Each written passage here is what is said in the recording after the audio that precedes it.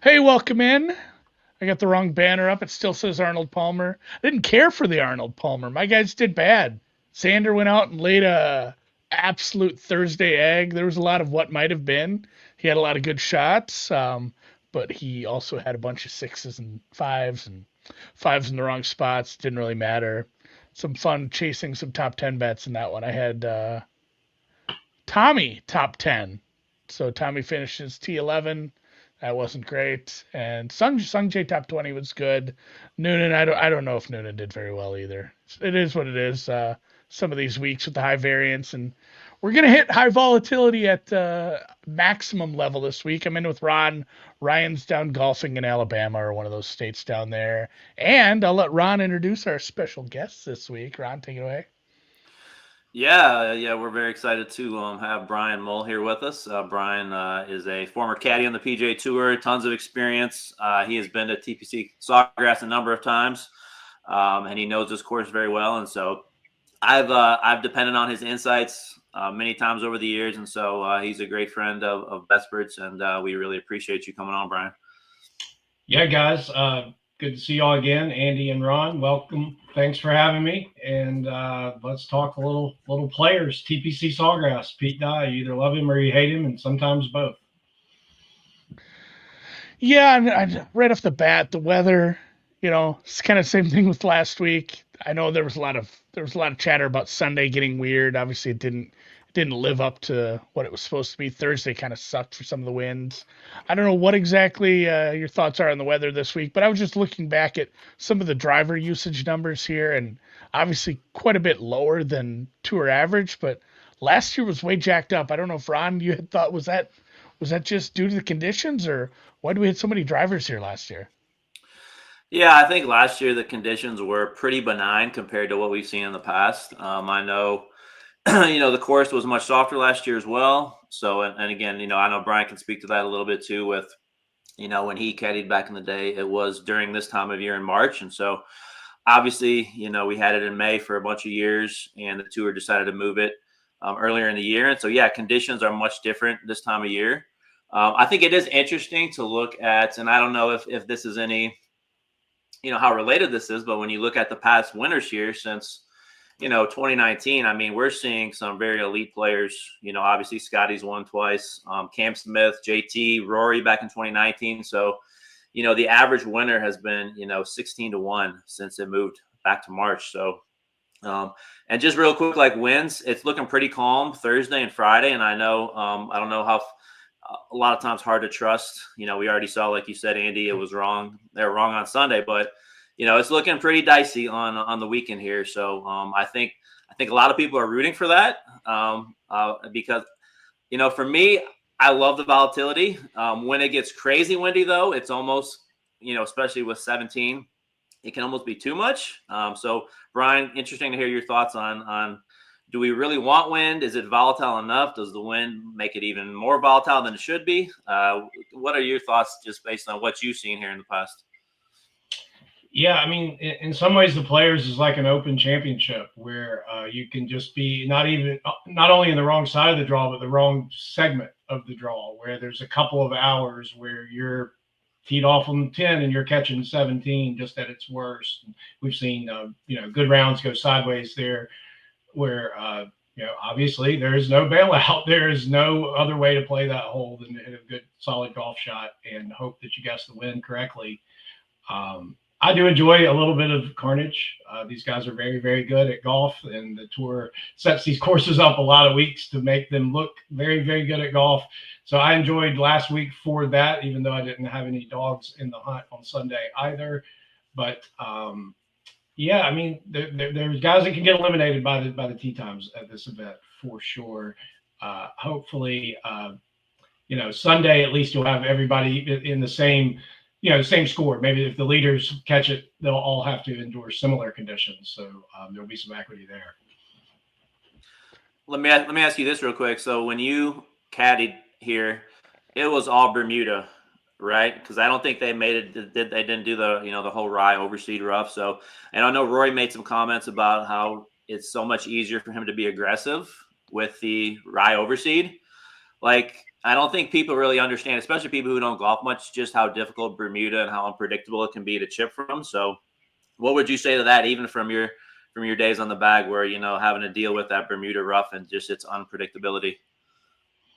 Yeah, I mean, especially this time of the year, because it was spotty. You could catch a great lie, and you could also then have lies where you're just trying to guess a flyer. You're hitting the ball over water or over trouble and hoping that it jumps. And there's always some fear and uncertainty when you're in that situation. And then the chipping, to me is the biggest difference around the closely mown areas.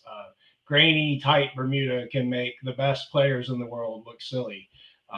It's just there's such a fine line for between a good shot and a bad shot, and the overseed much better, more consistent surface for chipping. Some guys can even putt, and so I do think it tends to lend itself to a little more aggressive play, maybe because of that.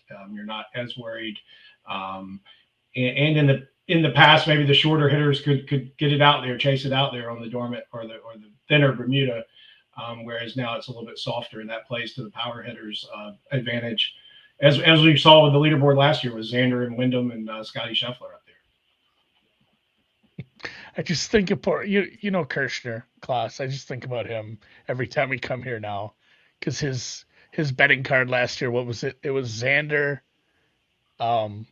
It was everyone with Scotty. He had like a long shot on Harmon, and Scotty went and did what he did. And that's what makes me, wonder about this course, because Brian made a good comparison to like some of the open venues, and obviously the difference is when there's just no wind out on links golf.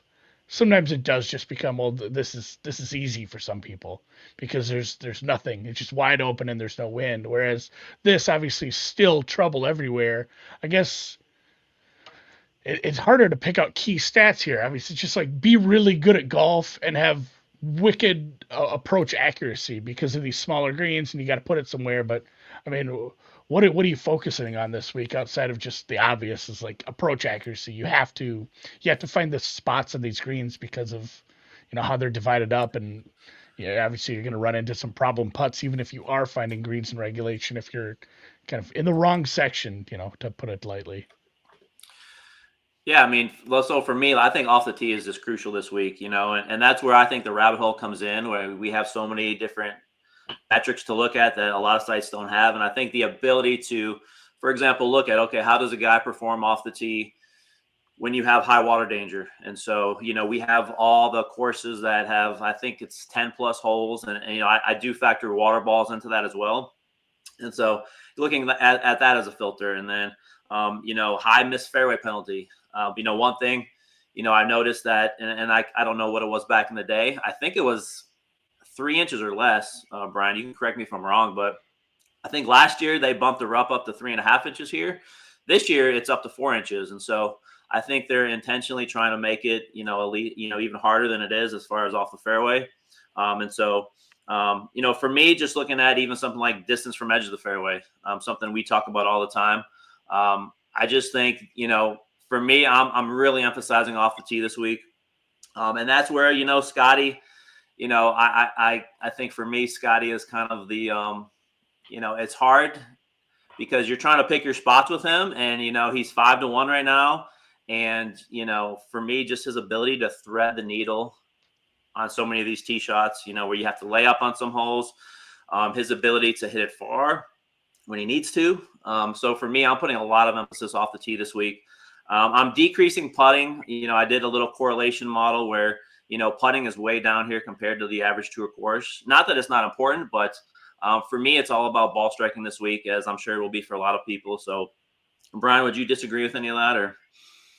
No, I think you're right on track there. And I feel like this golf course, as much as anywhere, I mean, your recent form is super important. I'm looking at guys over the last 3 months, the guys since, we started earlier in Hawaii, and who are playing well, who've had some good finishes. And I mean, if you look at the recent winners, they've all come in pretty solid form, because I just don't think you can go to a golf course where there's such a fine line between a great shot and disaster, and where you have to be aggressive to score, and not just be in full command of your golf ball and feeling well. You're not going to find it this week on this golf course. If there's any doubt or if there's any miss that is kind of popping up from time to time, it's probably going to be exposed at some point over 72 holes. So I think that's why you can keep a pretty short list of guys who can win this golf tournament, both in form and then just can handle the pressure on Sunday afternoon.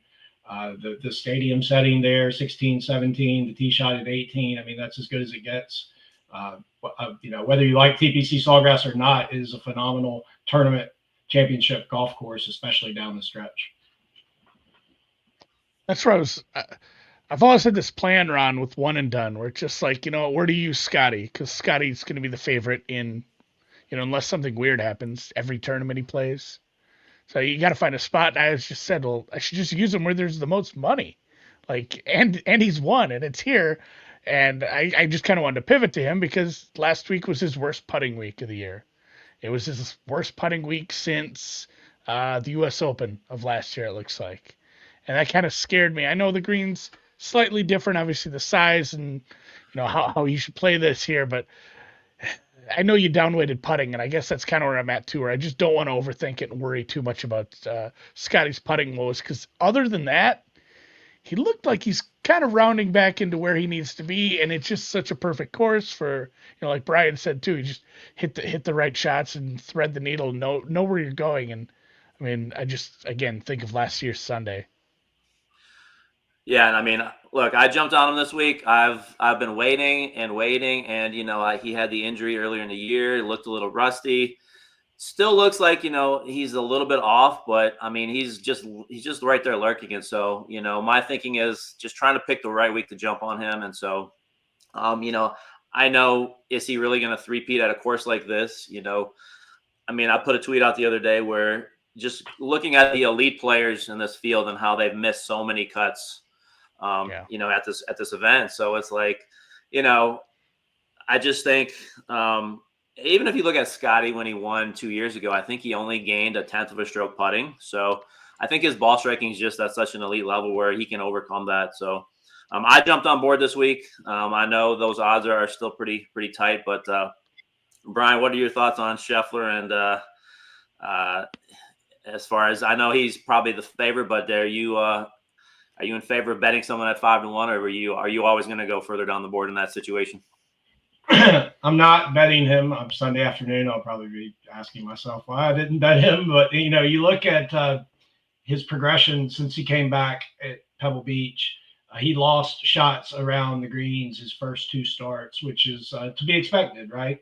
He had not only a layoff, but an injury to his hand. And what's the most important part of short game is your hands and your touch. And it would make sense that maybe that was not quite where he wanted it to be. But then you look at the last two starts, and he gained over a shot around the greens at the Genesis and then again last week. So the Scotty Scheffler short game that we have all come to know and love. And I mean, to me, that's what separates him. Rory has said the same thing. They all make a lot of birdies, but Scotty's ability to save those pars or make those birdies on par fives when he's around the green in two is what has separated him from everyone else the last couple of years. And he's so creative. He's got so many different shots, and it feels like he's going to chip one or two in. And he and Teddy Scott have that bet, and I think 10 is the number each year or whatever it is, and he seems to get there by mid-season. So I think the fact that his short game is I wouldn't worry about his putting at all. The fact that his short game is rounding back into the form makes him awfully strong. And a three-peat would be amazing. I mean, it's just something we don't see very often in professional golf. Well, it's like the same conversation we had last year. It's like, oh man, no one's done this. No one does this. And you have the thing, especially with bettors and DFS players, and it's the joke. You want a guy who's in form, but not too good a form. Like when someone's won the week before, it's like, well, I can't bet him. You don't win two in a row. Or if he's won the year before, it's like, people don't win back to back. That's just too hard to do, and it makes it, unattractive for some silly reason. Despite like, oh, he played well here. Well, I can't bet him anymore. But yeah, it might just be he's Scotty, and we haven't seen the best of him because I don't know how bad the injury was or how deep it was, but I mean, if you needed a bunch of stitches in the palm of your hands, obviously it's just you're not gonna be able to practice at all. You're not gonna be able to do anything. Maybe a little indoor putting, I don't know, but the fact that he went out there and came back and it's just what has an 11 and a top three, I think, at some point here over the last 4 weeks. If that's rust, like I'd take rust. I'll take that any day. So I might look to see if he gets a weird tee time and see if there's some sort of live betting. But it's not like books are like, oh, somebody's 4 under through 8. We better make Scotty 15-1 now because he certainly can't catch up with that. So it's not like you get a ton of value, but I'm going to find some way to back him. Yeah, and just to go on what Brian said, he brought up recent form, especially ball striking. And so I just pulled it up in the rabbit hole real quick here. Just taking it back to the start of this year, and Scotty's number 2 in ball striking, averaging 1.4 per round. Morikawa's number 1, and then if you look down just in the top 5, Fleetwood's number 3, Taylor Pendrith is number 4, and then we have Rory sitting there at number 5. So, like, I'll be interesting to hear you guys' thoughts too, because if you're not going Scotty, do you go back to Colin? I mean, Colin looks really good here. I mean, looked really good last week. Obviously, he fits the course very well.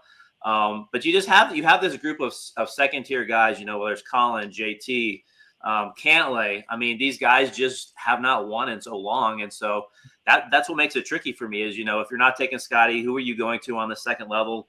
Do you take Rory at this course? He's had success. He's also missed the cut multiple times. So interesting to hear your guys' thoughts on kind of that second tier.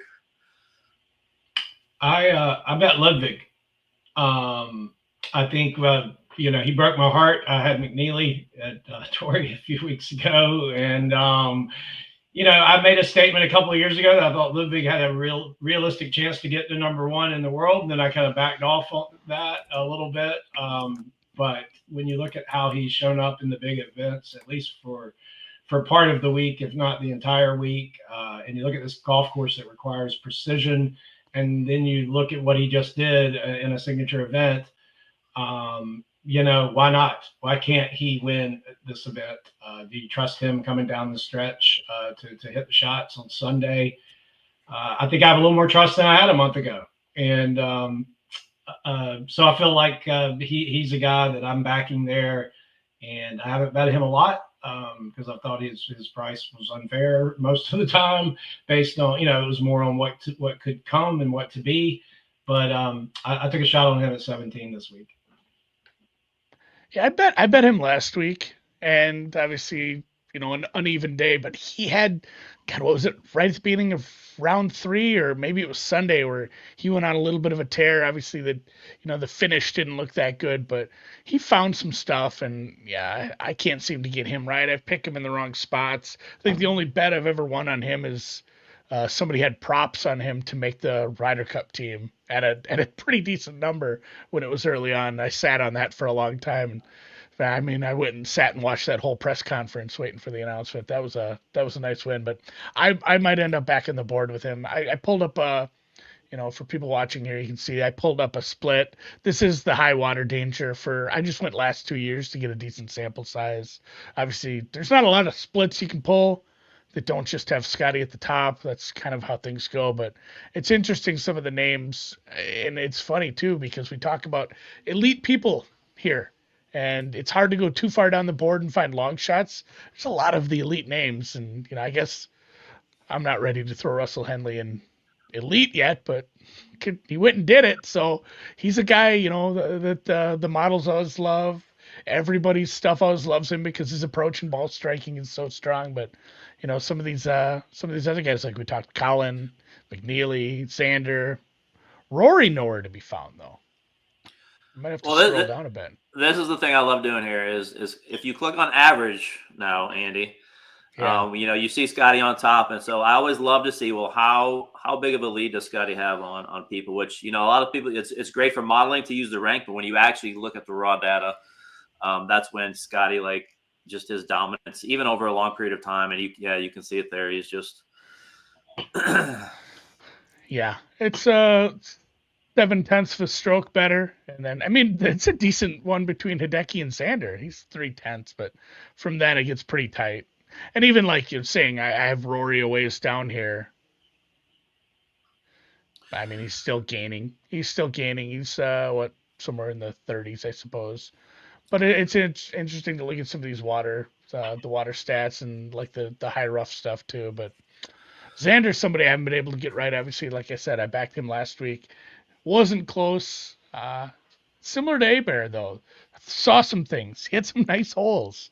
He just found himself in stupid spots. It's like I don't know. There should be a name for it. Going bunker to water, because it feels like Xander did that like 2 or 3 times, and it was right in the stretch where it was like birdie, saves a good par, and then it's bunker to water, and then just gives everything back at that point. Hey, Brian, let me ask you this. So I get this argument a lot of times from people. So like on a course like TPC Sawgrass where, let's be honest, distance off the tee and these really long drivers, their advantage is kind of mitigated here. So guys like Rory, Ludwig, even Wyndham Clark. So what would you say to people like that? Like what makes you so confident that even on a course like this, obviously these are elite players, so they can play anywhere, but even for someone who's playing like one and done, who doesn't want to take, like, I'm not going to take a big driver this week because of the course, what would you say to that? Well, being able to attack these quadrants of the greens is important. Demands that you play aggressively. He penalizes you for playing conservatively a lot of times on approach. And, having a shorter club in and having more height and more spin is an advantage, especially if the golf course firms up a little bit, which I would hope it would early, by the weekend at least. And so, look, power is always an advantage, in my opinion. Even if it's just hitting a couple of clubs less into a par 5 or one club less into a longer par 3. And there's a reason the guys with the most power are at the top of the world rankings.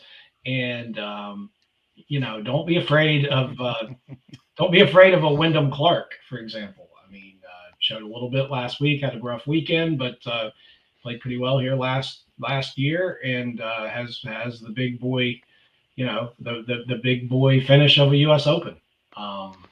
So yeah, I wouldn't just rule those guys out. I think the great thing about this golf course is a lot of different styles can work here.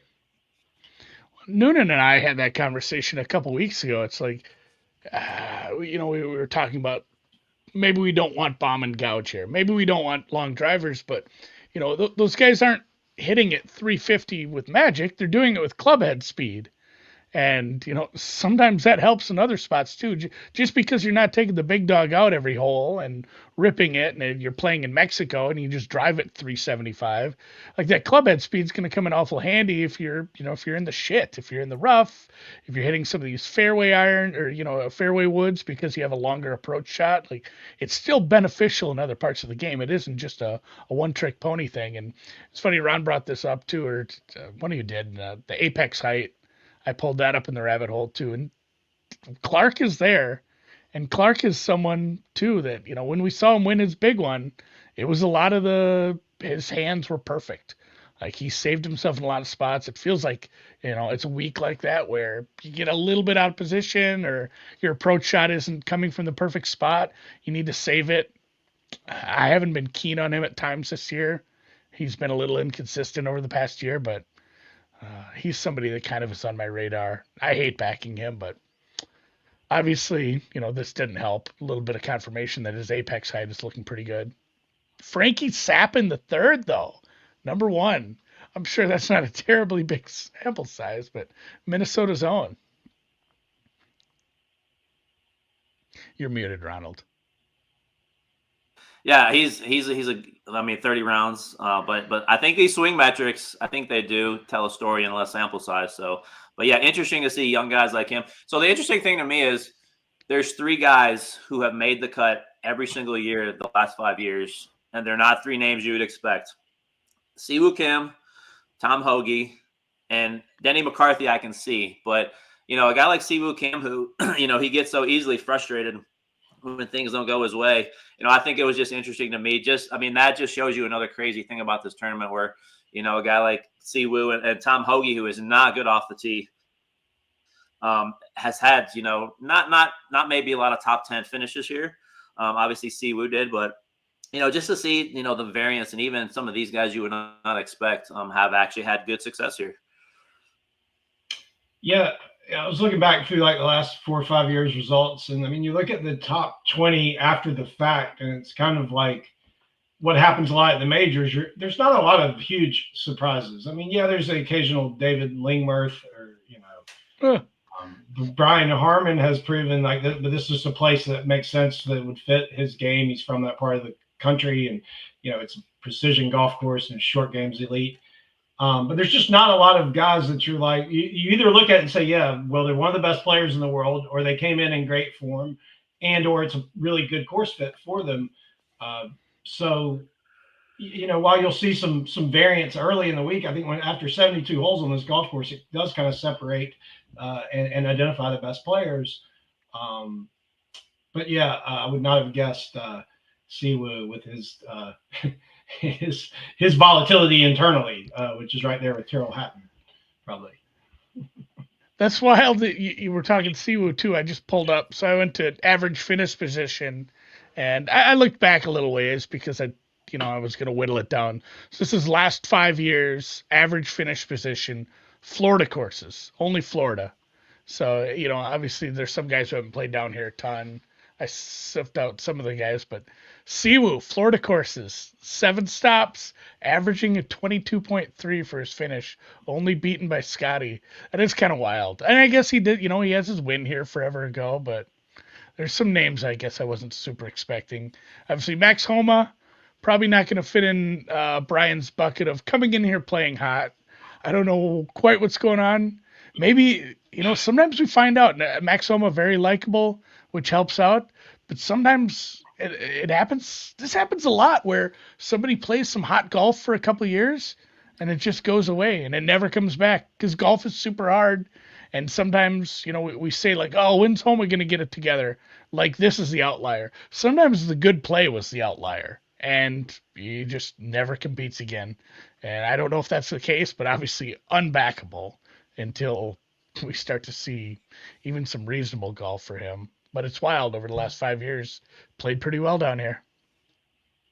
Yeah, he just looks lost out there. I feel for him. Golf's hard, like you said. And we just assume too many times, oh, this guy's going to be a staple of Ryder Cup teams for the next decade, or this guy is going to be contending for major championships. That's his next step. And it's like, no, his next step might be missing cuts or finishing last and falling out of the signature events. I mean, it's a very unpredictable, difficult game. And there's the competition's getting stiffer each season. Well, it's funny too, JT's on this list. He was somebody who famously had a crazy swoon, about 2 years ago, where he just wasn't playing good golf, especially after, taking down a major. But I don't know. Where do you have him this week, Ron? He's somebody I've been kind of circling around the last month where it's like, man, is JT good? Is he good again? Is he like good? Obviously JT's good, but is he great?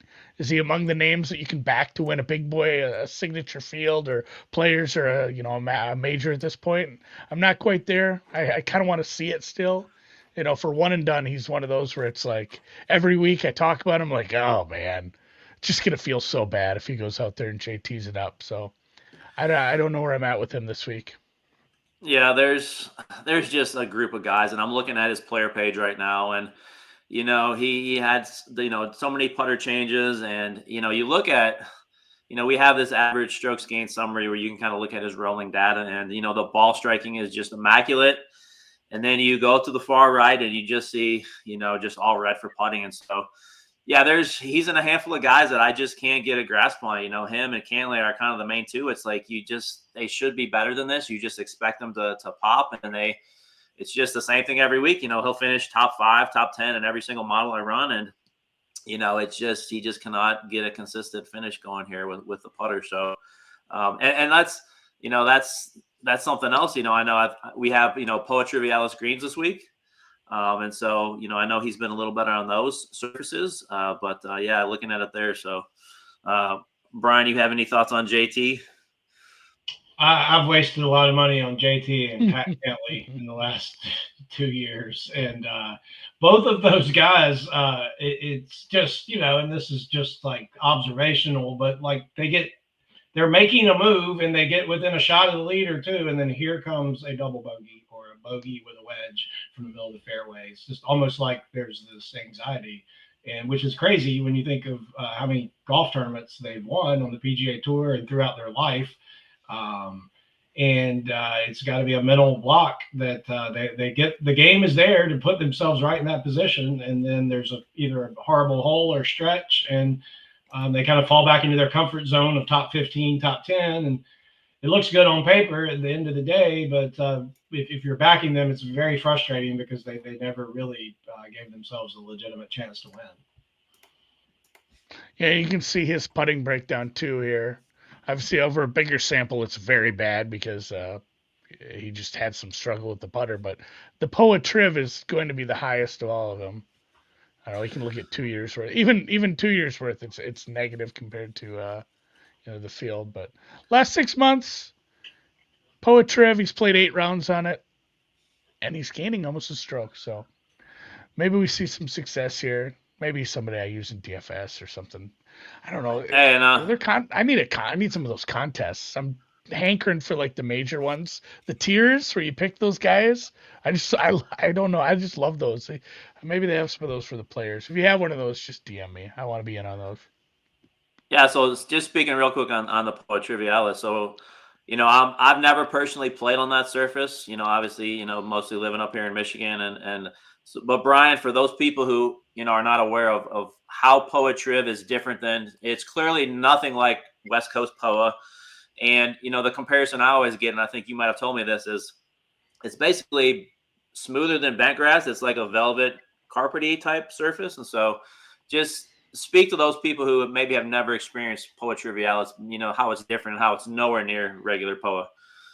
Yeah, it's really just a light overseed that is used in the southeast a lot, and we see it out west where it does get cool, in the winter, not frigid, frozen, but the Bermuda is not going to really pop. It's not going to really grow, according to all my golf course superintendent buddies, until the nights reach 70 degrees, 65, 70 degrees. So obviously that's getting into May.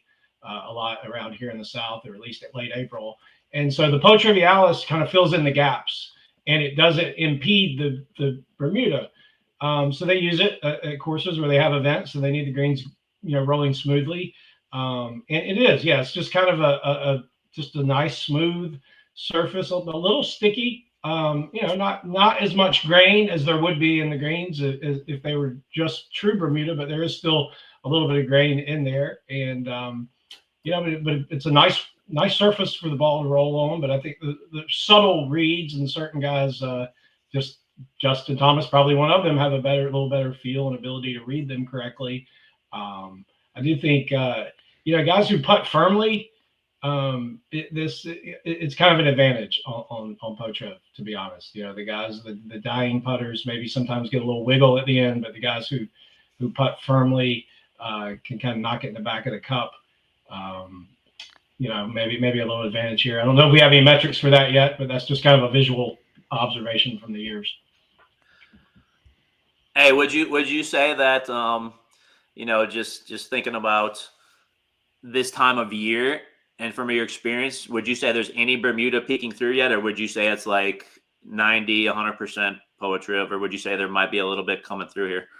There's probably some in there. I mean, I know it's been a cooler than normal winter and spring down in Florida, so maybe a little less than some years. But the Bermuda is down there. It's dormant, but there's probably a little bit trying to peek through. I don't know if they probably haven't had a frost in Jackson. It was peeking through up here in North Carolina, and then we had a pretty significant frost, and it all went away. They probably did not have a frost down there, and so maybe there's a little bit peeking through, and there is a little bit of grain again, but Poa Trivia is definitely going to be the predominant. That's why it's going to look green when you look at it on TV. Yeah, it varies. It's just like us up here on like the crabgrass. It needs a certain temperature to germinate, and you see it different every year based on how the spring is. And yeah, it does feel like it's been a little cooler down there, so it's going to be more triv. Uh, just thinking about this week, because I had a couple other guys I wanted to touch on before we go. The people that bet early, the people that Sunday afternoons, one books up, they're grabbing early numbers. I didn't see a single one of those people that didn't bet Sepp Straka at like 60-1. And I pulled up, form, just straight up strokes gained, nothing filtered except for this is 2025 rounds only. No swing season stuff, no last 6 months. This is real golf we played this year. And he has been playing good golf. It's kind of a big number, but can he get it done at a big boy field and at a big boy course? Yeah, there's if I was not betting Scotty, there's a whole range of guys down here that I really like. I think Straka definitely is in consideration just because of, he seemingly is there almost every week now. And then, you look even guys a little past him like Jason Day, Siwoo Kim, they're all there kind of in that, between 50 to 70. Wyndham Clark's right there. I know Brian likes him. Even, Keegan Bradley, I know opened up at like 70-1. So I know, he's got some good success here in the past. But, I think there's some guys down here who, I'll let Brian speak to this as well. But just guys who, do have some win equity, and I think they're at pretty good numbers. Yeah, I think you have to ask yourself that question more so than other events. Certainly Russell Henley would not have been the answer to that question last week. Guys who can finish strong on a Sunday. So there you go. But I think, when you look at the recent winners, who can handle the heat late? We've seen a lot more crowded, jumbled leaderboards. Just the way the courses are set up now, there's just not as much separation. And so somebody's going to have to deliver, and probably with some birdies or maybe even an eagle on 16 and a birdie on 17, attack that flag on the right. Who do you trust to do that? And so if you're playing anybody in that group, would you want to play Tony Finau, or do you think he can hit those shots coming down the stretch, or would it be Wyndham Clark or I just think it's a small group. It's almost like a Masters betting board, and that, like, to me, there's like 10 guys that you really feel like can win the golf tournament. Yeah, there's a few, like the Masters. It's like the Masters, Rod, where there are a few guys where, they're not at the top of the betting board, but it's like, well, this guy's a grinder. This guy's played here. This guy, he can find his way around Augusta, or, he can find his way around here. I like that you mentioned Jason Day, and it's funny too. I don't know if I can do it because it keeps happening. Like maybe Michael Kim just found something. Like I don't know. Like every week it's just like, well, there he is again. Like he just top 10, because I watched him I watched a bunch of him. I think it was the Utah course. Black Desert or whatever it was, where it's just like he was close and he just couldn't putt, couldn't finish holes. Now everything's kind of coming forever. I don't know if you want to buy him at the top and bet him to win a tournament like this, but Christ, I might go look at his top 20 number if he's just gonna keep playing consistent golf. I've been liking, just going back to Jason Day, I've been liking him since, as the week's gone on here. I know Brian mentioned, he's been there. He's been in this situation. I don't know if he's ready to win again at an event like this. But, I know he's gone back to his old caddy swing coach, Colin Swadden. And, Brian, what is your opinion on a guy like Day who's, is making changes? He's going back to his old caddy as far as, getting, swing advice from him. What are your thoughts on a guy like him this week? He won all his tournaments, I think, with him on the bag, or all his tournaments of significance during the stretch when he reached number one in the world. And as someone who knows him inside and out, not just his physical golf swing, but what makes him tick, and probably has the best chance to say the right thing or not say the wrong thing coming down the stretch. A caddy who's been in that situation and pulled that club on 17 and gotten that exact yardage that it's playing right. And that's invaluable in a situation like this in a golf course. The caddies have a lot of heat on them this week as well. So he probably gives Jason Day as good a chance as as he could have. I just feel like Jason keeps hitting that one shot that kind of sends him sideways, and do you trust him to not hit that one shot? Maybe this is the week. He does look like he looks freer. I thought he looked very, for a couple of years there, I thought he looked very mentally kind of confused and too technical, but he looks like he's back to playing more freely, and seems to be healthy, which has always been a question with him. So no, that I would think there's some comfort for sure with having Colin on the back.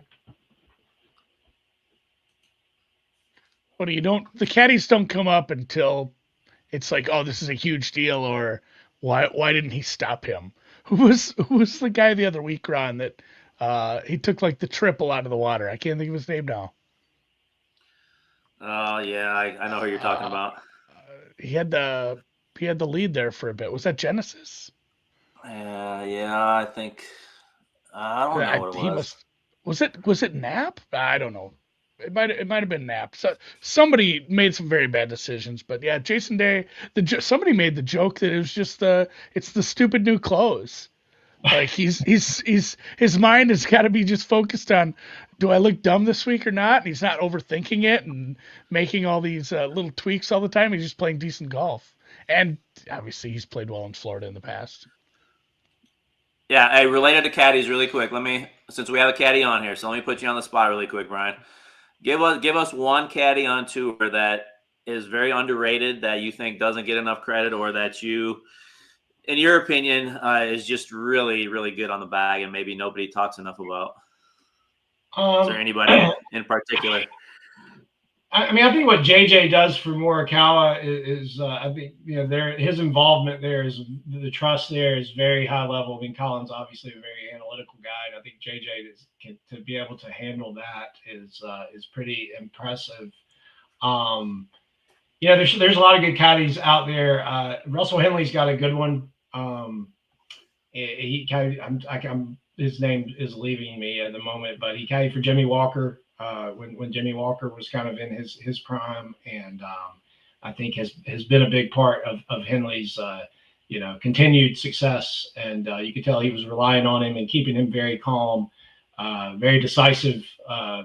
They were discussing the tee shot at 18 last week, and it was a short, decisive conversation, and Henley pulled the club out and just ripped one right down the middle. And I mean, that's little things like that probably kept Russell out of the winner's circle in the background. So it's a little recency bias there with him, but so many guys, I mean, they were just very good players themselves, and have just, we hear about some of the celebrity caddies, if you will, but there's a lot of guys that are very, very good at their job. And unfortunately, like Andy said, we only focus on, kind of like officials in basketball, we only focus on them sometimes when things go sideways. Yeah. Andy Sanders. Yep. I was just going to say it. Yeah. And yeah, my favorite is just Greller for what he deals with. Like I just patience of a saint. Like, I'm going to try to hit it through here. I haven't brought him up yet. I don't think he's somebody I'm going to this week. But I don't know. Before we go, I don't know any last names you guys want to talk about, Ron? That we can pull up anything on the rabbit hole for anyone before we rip. No, I mean, there's like I said, if I wasn't betting Scotty, there's a whole bunch of guys who I really love. Even a guy like Corey Connors. I think Corey Connors is really close to turning the corner. Again, don't know if it's this week, but again, his immaculate ball striking, like I could watch his swing all day.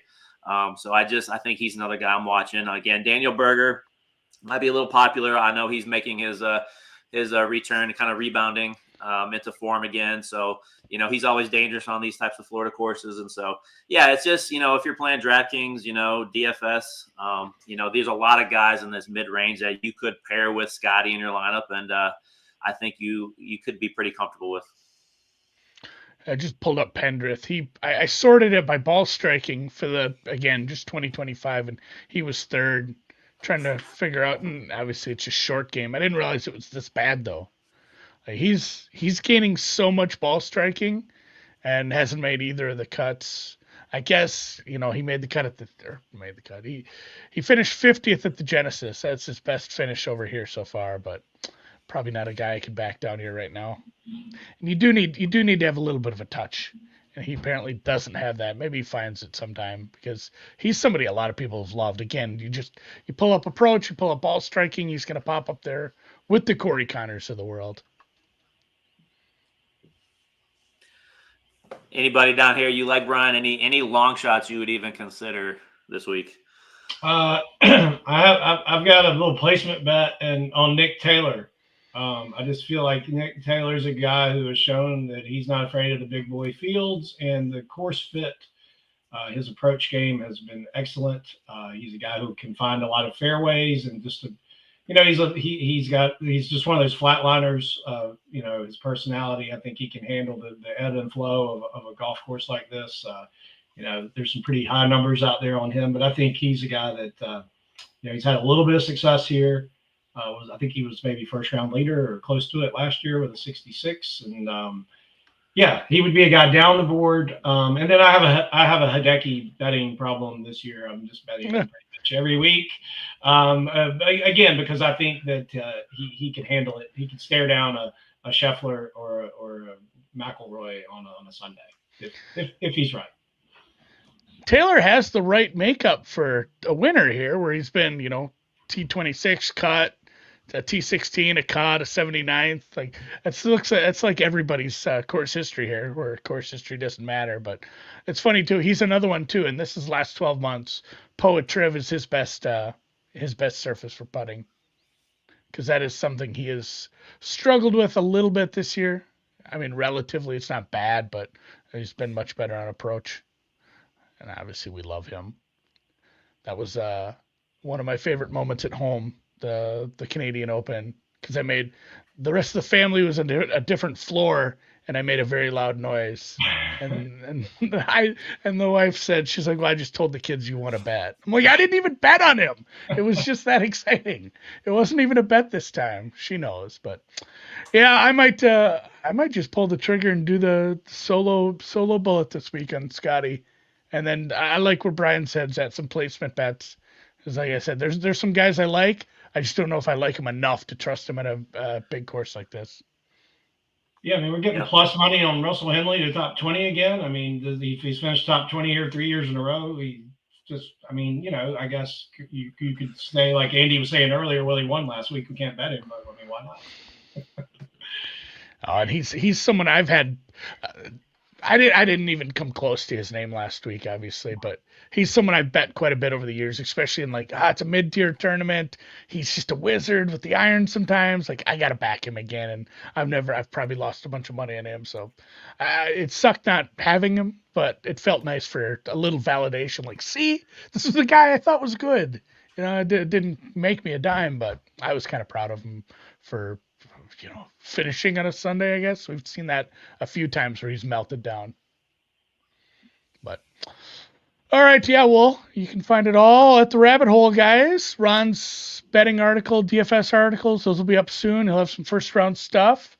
If you want to see some more of Brian's thoughts and it's college basketball this time of year you're tweeting about, but you can find Brian on Twitter, BGMULL, BG Mull. Good luck to your Seahawks tonight. Is that tonight or when's the finals? Yeah, that is tonight, 7:00. Championship basketball season is that time of year, guys. So, Ron, anything on closing here? No, just I'm gonna keep tweeting stuff. There's Sawgrass is a great course as far as if you want to get into the really nitty gritty of the rabbit hole. We have so many filters for pretty much anything you can think of. So if you like to model, if you're a golf nerd, get in the rabbit hole. There's so many ways to get lost down there. Yeah, and if you want, there's a promo code in the description. Go hunt that down. We can get you a little bit of a discount for your first month. And with that, we'll catch you next week for. God, is it Valspar next week? What are we doing? I never know what the next tournament is. I never know what the next tournament. I'm gonna say it's Valspar. If I'm wrong, I'll just edit this out. So we'll see.